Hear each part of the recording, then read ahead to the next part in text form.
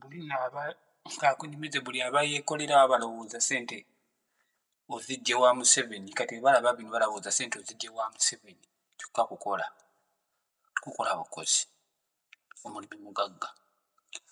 Welcome to Sesanga Family Business. The Maize Talk once again. Assalamu alaikum wa rahmatullahi wa barakatuh. Let us look on the losses we take to what we invest in. That's what we're talking about today. Tugenda kwogera ku losses zetufuna ng'abalimi. Kati tutunulire ku screen expenditure gy'ogwamu ng'ebintu bikyuseemu oba enkuba eruddewo okujja olaba amazzi bwe tugaleeta mu kasooli. Eno December 2025 season esembayo olabye amazzi bwe tugasomba obusumbi n'emmotoka. Tunuulira ku screen. Laba emmotoka bwe zikutuka eya mukyala wange. Laba bwe zikutuka eyo egenda mu nnimiro eggyayo kasooli edduka buno obulimu obw'okumpi mangu. Tukanika buli lunaku. Ezo costs, ezo expenses. Amakubo mafu. Kasooli mumwagala ku bbeeyi ki? Ye mwaba mugula mbabuuza akawunga ako kaako kasooli omugula mmeka? Ng'omuntu ataddemu bino byonna amazzi emmotoka zikutuka amukutuusize ku katale w'omwagala naye nga ggwe oyagala ki? Kiraasi eri empeke ennene, empeke evuddeyo bulungi, empeke etaliimu buwuka, etakukudde, empeke gye bayanise n'emala ng'omusana yagufunye bulungi, gye batafoosinze kukala nga zino ze bakuba hiiti. Mugende mulabe ba investor bamwe abemuwa ba substandard investor bamwe muwa free tax exemptions tebasasula misolo tebakola biti. Kasooli bamukazisa masannyalaze nga n'amasannyalaze nago babbagabbe. Ko tosobola mukazisa masannyalaze ng'ogasa okuwa obumwa bukubemu ebbugumu akalema ngu ku supiidi n'ogasasula ssente mu bumeme nagano agavaako buli kaseera. Simanyi ani yatukolemera bannange. Byonna ebintu tubiyina. Amasannyalaze tugayina, buli nakyolusozi tugiyina. Kiki ekigaanye? Weebuuza ani atukutte oyo ataagaliza bannayuganda? Si ekiti n'ekyo ekitukutte okuba bino nga tetubiramu. Minister of Agriculture be tulina okuba abakozi baffe bafuuka bakama baffe. Oli yabakyusa n'abatuwanga abakozi tubasasula nagamba mubasasule n'omusala n'agutugerekera gwe tulina obbawa ne tugukkiriza ne tugubawo. N'amaani n'atugamba ate be bakama bammwe musasula. Osasula otya mukama wange? Ng'omukozi ow'ewaka ow'omu nnyumba gw'osasula ye boosi wo yagamba simula tooyi deeno ate gw'omala onoonye n'eddagala eddungi gy'onooligula tebakulagiridde lye liri ddungi kuba buli maketi yonna yonna eri fuladiri n'ebifeeke byabwe bye bakkiriza kuba balina obuyinza obubikwata. Enguudo nfu okwesiza ssente nnyingi mu ddagala, eddagala okwesiza ssente nnyingi. Minisitule namba weeri eno twogera ku minisitule ndowooza amanyi abakadde bakulu baffe bataata baffe bayita bakadde lwakuba nti emyaka gigenze bali 45 kituufu 678 bayita bakadde tebannaba kukkiriza nti bakadde. Mubuuza emyaka tasobola kugaa nti nyina 8 ajja ga nyina 7 ng'akyagisala. Kitegeeza ye kennyini taata waffe maama waffe jjajja waffe kojja waffe yeerimba munda agaanye okukkiriza nti Katonda gy'ali. Ko bw'oba ogaana emyaka nga si gwe weekuza tomanya kirimu byenda munda kati teweerabayo n'ogaana emyaka kitegeeza weerimba. Ddala bano abakulembeze be tuyina be twateeka mu ofiisi baakula mu birowoozo oba bakyali baana bato oba bavubuka mu birowoozo kubanga bw'olaba akatokwata tekalabikawo. Amasannyalaze tugayina ffe tugakola ate ne tugatunda wabweru nga tegatumala. Awo nteekawo exita kiri kyagaana kale bagatunda batusanyisa contract twazitegeera emyaka gikyagenda. Ssente zimugjayo lwaki temutuwa genereeta ez'obwereere ne zituwa amasannyalaze kuba mukyabasolooza gye mutunda. Awo nawo neteekawo exita bikola tulina Ministry of Education, tulina Ministry of Agriculture. Ministry of Education yatusomesa bijipiri birabongo, tukiriza zikayikuzi, netukiriza bakadde baffe ne bakkiriza twali baana by day. Kimwagala kutukizina kati nti mugamba kayikuzi ne jipiri ne rabongo bikola biri applicable wano mu kasooli wange nga siraawe biri applicable. Ntuba n'omusana, netuba n'amazzi, netuba na buli kimu, netuba n'abakozi, nembasasula bannayuganda bannange, nembaliisa ba citizens ba Uganda ababalonda, nobaliisa nobagulira eddagala eritaliiyo ery'ebbeeyi, nobatwala mu malwaliro agatalina ddagala n'okozesa ezizo, noleeta kasooli katale ne bakuvuluga, n'ogwa ku gavumenti gy'olonda abatagala yogere bw'osasula. Kuba ne pulezidenti waffe His Excellency Yoweri Kaguta Museveni tulina omusaala mutono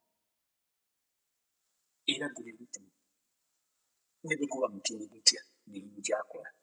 Musaala is called a pay for what? A salary for what? For duties assigned to you, for responsibilities assigned to you. Have you fulfilled? Have you done your work? We cannot ask them as we citizens of Uganda. We don't have that authority. Although it's within our mandate, it's our right, but we have been silenced. But ask yourself one thing. The one who gave them that leadership, that position, that authority to take care of his human being, to advise his human being, to make life better for his human being. You know that person? When you look up in the sky, get your eyes on the screen, move your eyes from the screen, look up in the sky. That one person up there, we all pray to. Farmers, I always speak about this. Farmers were the most religious people. We the most religious people. I'm not categorizing which religion, but we the most. There is no one here who can tell me he's better in prayer than a farmer. A farmer prays before even he buys a seed to plant. When he is sure the owner of the land and the water and the earth seed is holding, will raise it up. If him or her, the farmer, puts it in the soil, if he puts it in the soil with the word, with the prayer, with his heart wholeheartedly, because God is within him, God is with us. That's what the Bible says, that's what the Quran says. He's close to us than nothing you can imagine. God is close to us. Now, that farmer is doing that, putting that seed in the soil, with prayers, with asking God that bring rain, bring sun, moderate it. Not too much rain, not too much sun. For this seed I'm putting in, this hybrid seed I'm putting in to germinate and help me feed my people and also get wealth. Those are the prayers of a farmer. Every farmer in his or her religion. And he's going to be patient to see what God is going to bring. Who can come here and challenge me is more than a prayerful farmer when that is his job. Every time you wake up, every minute, every evening he's looking at the clouds up. Is there going to be rain or no? Is sun going to come or not? Look at that person. He's talking to who every time? God. Then you come to neglect them. You come to steal their food. That's why you brokers, you like poor stuck there. Because you buy cheap things from farmers, ne mubakuba ebigambo, ne mubayogerera, ne mubajjako ebintu byabwe mu layisi mwabajja obbasuubulako. Ne bafuna losses zino zitugenda okwogerako. Bwe bamala ofuna losses zino zitugenda okwogerako, gwe ngoloozi ogenda gagawana. Ogoloozi ogenda kugagawana. Omuntu yakozesa entuye n'amaanyi n'omusana. nga yasaba oli yena kyalinga ettaka eyakoze ensigo mbasekeredde. That mindset is wrong. Nothing is going to happen. Let's go back to the losses we take. Now, after those, as you watch the videos, the breakage of the car, those costs are there. Water, labor, drugs which are substandard in the market, with the prices which are not regulated in the market, with the Ministry of Agriculture with zero implementation about the prices. For the MPs, that one I have no word because they all come from families. I don't think there's anyone who grew up in a pit latrine. No, nobody grew up in a pit latrine. Tewali muntu muna Uganda gwe tuwadde buyinza gwe twalonda yakulira mu ttooyi wansi. Bonna baava mu maka g'abantu ne bagenda ne basoma. Kati be bayogera bino. Oli yayimirira mu kamera n'atugamba ebitagasa. Naye munnayuganda omufuula ki? Musiru. Tategeera. Si muntu. Golooza alina musaayi gwa kalaki. Yazaalibwa bulala. Gwe wazaalibwa bwanjawulo. Talumwa. Takaaba. Tajja musaayi. Then n'omugamba nti kiro ya kasooli amaze okuyita mu bino byonna biyiseemu. Kiro ya kasooli eri ku mmeka gwa mpuliriza gwa ndaba. Eri ku mmeka gwa followinga sharinga buli mumu musharingire. Kiro ya kasooli eri ku mmeka. Kasooli nkyayogera ku mpeke. Sinnabagamba kano kawunga nga tukakoze. Akawunga kale tumanyi kiro ya kasooli tuli mulunzi. Oli muli wa mmere waka. Kiro ya kasooli ya mmeka akawunga kooli. Akalungi bw'ombuulira kiro eyo essente zaayo nti kiro bakituna mmeka. 1,200 1,100 oba lwenda ewamu. Zonna multiplying. Kati tunuulira omwana w'okusomera ayinza kuba alya emisana n'ekiro ng'ali mu ssulu. Alya haafu eyo gyawuzemu oba mu 1,100 alya nusu 600. Multiplying essomero lirina abaana 1,000. Kyogamba essomero eryo lirina ssente esobola okuliisa abaana abo akawunga ako namba 1, namba kiraasi, namba emu, n'ekijanjalo namba emu. Nga kiraasi ng'olaba tutoba nabyo ffe abagezaako okuteekamu ssente. Abagezaako tufiidinge maama Uganda. Maama yatukuza. Bakadde baffe. Ettaka eriyina amagumba g'abazadde baffe be twaziika edda. Ettaka eriyina omusaayi gwaffe. Ettaka lye tuziseemu abaana baffe. Ensi eyaffe. Tunaaliisa tutya abantu baffe nga tebasobola na kugula kawunga ako. Kitegeeza bagenda kulya akawunga akabi. Amasomero bagenda kutunda akawunga akabi. Zigenda kuvayo kasooli atalina kujja ku market. Kasooli ge twalibadde tugamba nti kati tugenda muliisa mbuzi na nkoko, tutunde enkoko zivemu ssente zigula akawunga akalungi. Ng'omanyi nti kasooli bw'agaana okuba nga atuse okutuuka ku namba 1 tugenda mukolamu kino na kino tumukole bwe tuti. Option B. Market prices zonna nfu. Kiro ya kawunga 1,200 essomero terijja sobola kuliisa. Kitegeeza ligenda liwa abaana ebijanjalo ebirimu kawunga. Akawunga bagenda bawa namba 2. Oba bagenda kukwata namba emu kiro 1,000 bagule ne namba 2 kiro 1,000 bamikisinge wamu. Bulongoto bagambe konna namba emu. Abo be tutuma ba procurement officers bayina okwawula. Bw'aba bayina okwawula nga bayina okwawula then gosuubira bagenda kugula biki ngati nabyo bya bbeeyi. Ebya bbeeyi tebabigula nabyo balina okufissa. Kiki bagenda okuwa abaana baffe ku ssomero? Ani afaayo? Ani ayamba? Abaana balwadde alusa kwalusa. Eddagala lyalusa tuligula India liggwayo tufulumya ssente ezo okugula ennyo eddagala lye tutakola Uganda nga tetukola ddagala. Tuba tufulumya shiringi yaffe ne bagituusa ne bagiteeka mu rupees oba mu ssente ziri mu dola ne bagenda ne basuubula eddagala. Ng'ate ffe tubeerwaliza olw'okuba nti mutuguzizza ensigo enfu, olw'okuba amakubo mafu abantu basobola kufuna kasooli mutuufu gwe balina kulwa. Amasomero tegasobola kufuna kasooli mutuufu ng'ate amasomero ge gasinga okukuza abaana. abaana baffe bava eno mu masomero wansi nga balya mmere kikaati ebakuze n'okwata omwana n'omukubira ripooti gwe omuzadde n'okuba omwana emiggo yakoze bubi amagezi anaagajjawa ngaomuwa emmere tekkuta emmere negyomuwambi asiba alwala ali mu kirasi olubuto lumumyola eno tikyasomesa kyakwate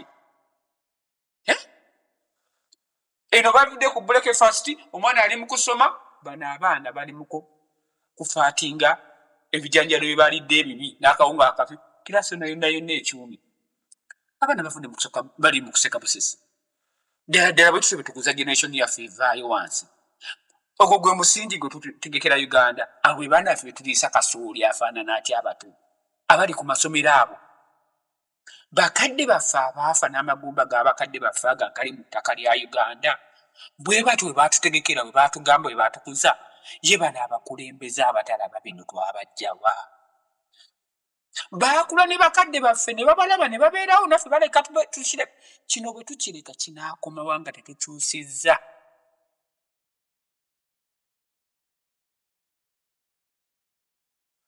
price securities buli omu atunda kiki buli omu atunda kiki kasolo ogenda mutusa ku maketi oyagadde kuleeta bulungi olw'okuba nti waliwo obukaceere bungi obubi abantu bagenda kuleka omulungi kitegeeza abagagga be bagenda okugula omulungi nga nze abagula ewange kuba nze ndi wa booking you book you tell me your kilos we bring you because tuleeta quality si quantity ffe tetulina bungi tulina ekintu ekiri ku mutindo gwa waggulu kasoli waffe ali ku mutindo gwa waggulu kuba tumuteekamu byonna amazzi tugaleeta kuddagala tulifuuyira buli kimu tuli ku mutindo waggulu kati agenda kuba wa bbeeyi kitegeeza gwe bwana ajja kumakedola kano kajindira nyo kano katukula nyo kano kalimu weeru ono tujja mugula kitegeeza tugenda kuba tuguzaako batini ate nga twagala kuliisa muntu wa wansi sesanga mix farm ne sesanga family business twavudde tuwa emmere ya wansi omuntu wa wansi ng'alya kiraasi kyova twaleeta embuzi tulina embuzi naye embuzi ezaffe tulina esigiriza kiosiki zaffe ez'okumakubo ne ziguza omuntu wa wansi atalya kanyama ako ke bagamba nti kabbeeyi ak'embuzi ffe ne tukamuleetera nga tukwokyezza ne tukamuguza ku kyalo ku ssente nezeyeete n'alya akabuzi n'asimayiringa n'afuna iron n'afuna ekiriisa ekiva mu mbuzi eky'amaanyi omuntu waffe wa wansi kati mwe mwagala ng'ebirungi byabagagga then omuntu waffe munnayuganda wa wansi aliwa then abantu waffe bagenda kulya nnyo ebikyamu olw'ensonga emiwendo gya kasooli girinnye tegiteredde lwa nsonga enguudo ze tuyitako nfu ogenda okubalamu amafuta repairs ogenda okubala kasooli nga tuli mu losses tukola ddi amagoba mugambuulire eddagala mutuguza ffu prices temuziregulatinze buli omu atunda bibi ate ne mugwa ku bayindi ku bachina bammwe kuba bemuyita ba expatriate simanyi ba investor mubagiddeko emisolo munayuganda temumugiddeko ogirako otya investor omusolo otagirako munansi musolo ate ng'ensi yaki ensi yagundi ensi ya bulimi ensi ey'obulimi nze byonna ebintu ebimu mbyebuuza sibitege ebintu ebyo mbane sikukandula ddoboozi sikwogerera waggulu bajja tuyita abavubuka aboogera obubi naye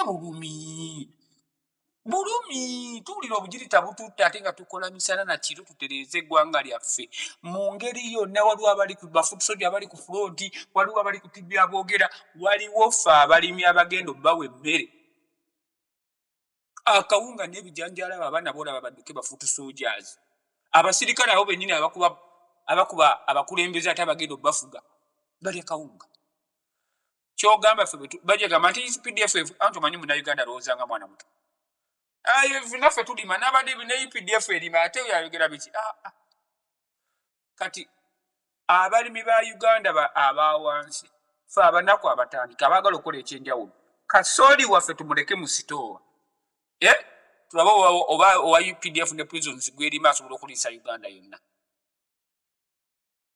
kasooli waffe bamutugulako kilo 10 kilo 5 kilo 2 mu byalo ne bamuleta ne bamukunganyiza ku sitowa yo yajja n'abaliisa nga bamutugulako layisi ennimiro mufuddeko omusajja asimbye eka 2 nze baniba bange bonna mbalabe nakasongula kasooli abafuddeko balina 2 to 3 acres kasooli bafuddeko I have 8 68 acres, but I've put in it a lot. I'm putting in a lot.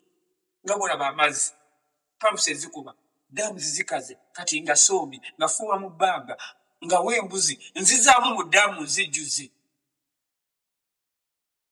This is ojja amazzi n'ogavuga n'ogaleeta. Naye mind you, n'akasongola yenna erina pipe wakane tap. Naye amazzi tegaliiko.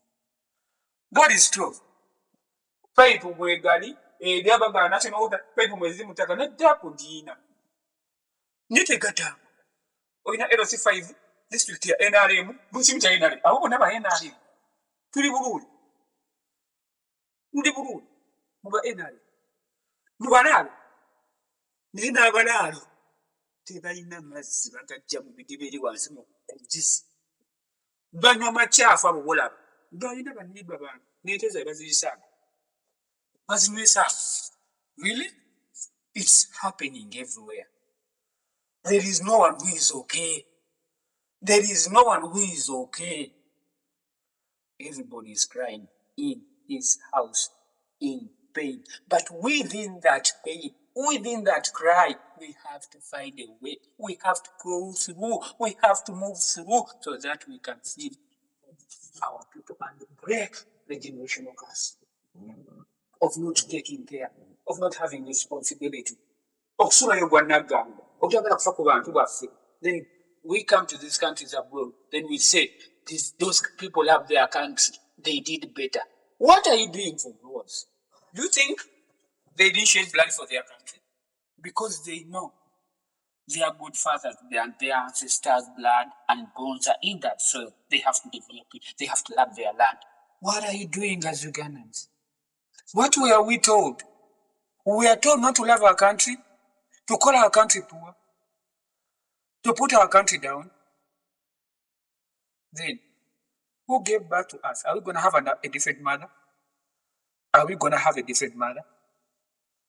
It's time to face the reality that this is our country. No matter how many times you're going to fly out of Uganda to different countries, where is your home? Where is your home? Uganda. When I'm moving around the streets of New York, Boston, California, I've lived in all the 52 states of USA.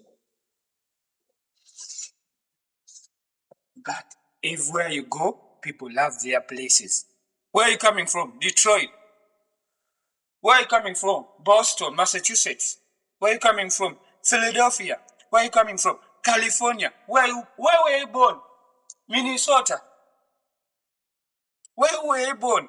Boston. Even our kids born here, that's what they are saying. Then for you who came from Uganda to America to ask for the word is called asylum, and another word is called refugee. Those two processes, you came to here, and you call this home, you have a home. You came, the word is coming. That means you came from somewhere. Don't lie yourself. Let us go down to our country, regulate the rules, put rules, elect leaders, influence, so that we can have price security and a fixed price for our maize corn, so that we can change the lives of our people and we can take good care of our people. Price security is not there. Everybody's selling differently. And what kills the most? The tax exemption people. They bring the corn on the market. But expatriate, our investor so-called, they prices. Baleta kasori wabenga bamulimide mbataka government ge yabawa agobwerere tebajjako misolo amadagala baga shipping okuveri bagegulira kuveri China go nyine original ne bagaleta nga dipesa musolo ne batana bafire mundeza gwe buli kyogula mu na Uganda ku container village kisagula bay ogula bakyongeza techina sente zili fixed choba bukole tunda rocket Uganda yonna nisuka kaaga edduka lya bukola eryo container village litunda ndala erina kasongola litunda ndala gonna ga bukola eryegu litunda ndala litugenda kuki tugenda kulada ku maduuka ati ndala tubatugeza buli duuka buli mwa tunda price ni bwaba ina branches 10 si pharmacy si bya bulimi si byawa buli omu kiki ekyagwa ku Uganda mwe betulonda mukkiriza ddala abantu batubbe nga mulaba kuba mulaba nga batubba bino mubiraba ate mwe mubiteekako omukono nga muli enguzi ne basooka investors ababawa ssente ezaawamu naye ngotta amagumba g'abakadde baagali mu ttaka gweoyongere okukatira wansi zimuzi zaabwe entuuyo zaabwe ze baafiirira maaza Uganda zonna ozikatira lwakuba oyagala okulya olwaleero naye abaana bo bagenda kukola na biseguusi kuba bino ebiseguusi by'olyako bano abannayuganda bannansi bw'olyako bw'ojjako bw'okwagula bw'otwalako buli kimu bano boozadde bagenda kulira eno Bulaaya eno bw'olowooza gwe tomanyi kiri Bulaaya gwe mukulembeze ali e Uganda gwe LC1 gwe omusirikale gwe wa tica gwe ow'essomero tomanyi kiri Bulaaya mwenna temukolangako Bulaaya wabeeyo MKJ1 ankole 12 hours oba 24 hours a day addemu okuzanyira mu ssente z'abantu addemu obutamanya responsibility amanyi tebaitokola abantu batuuza ne benyola ku butebe ne banyiganyigana. It is what called what? Do the job we gave. It's a good job. It's your profession, but do it with responsibility. We think people are seeing you and people know. And people can do that job better than you. Assalamu alaikum wa rahmatullahi wa barakatuh.